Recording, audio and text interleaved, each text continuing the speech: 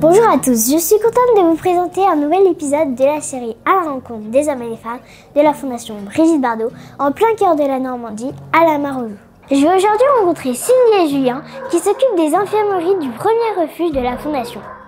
Vous voulez savoir comment les soigneurs s'occupent des chats et des chiens recueillis ici? Vous saurez tout à la fin de notre épisode, alors suivez-moi.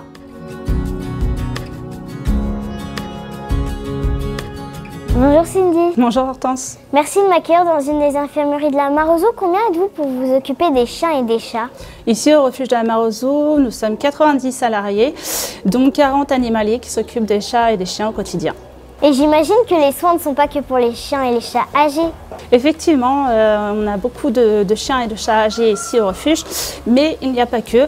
On a aussi des jeunes à éduquer, à socialiser et des adultes à rassurer pour qu'ils prennent confiance en l'être humain. Quels sont les soins les plus courants que tu fais aux chiens et aux chats?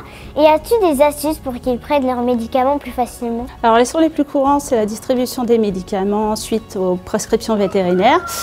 Et puis on fait beaucoup de nettoyage d'oreilles et d'yeux également. Les astuces, on en a plein. Il s'agit de donner les médicaments dans du fromage à tartiner, de la rillette ou de la sardine, de la nourriture appétante qu'ils n'ont pas l'habitude d'avoir dans leur gamelle au quotidien.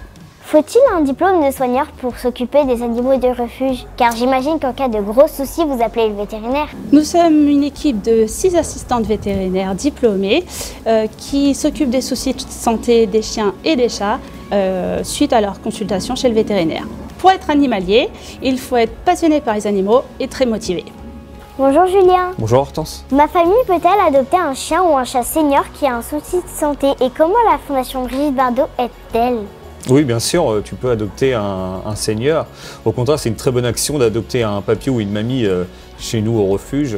Et la fondation, elle finance les soins vétérinaires, les soins s'il y a besoin d'un traitement médical, s'il a une pathologie particulière. Pourquoi y a-t-il des zones de quarantaine? Alors la zone de quarantaine, ça sert à isoler tous les chiens qui vont rentrer au refuge. Que si le chien il est malade, il ne faudra pas qu'il contamine un autre. Du coup, il y reste un certain temps, le temps de voir le vétérinaire pour voir s'il a des problèmes de santé, pour le stériliser, pour l'identifier. Et en attendant, il reste dans cette zone, mais il a un bâtiment chauffé, un petit jardin, donc il y est très bien. Et après, il peut rejoindre des copains dans le refuge.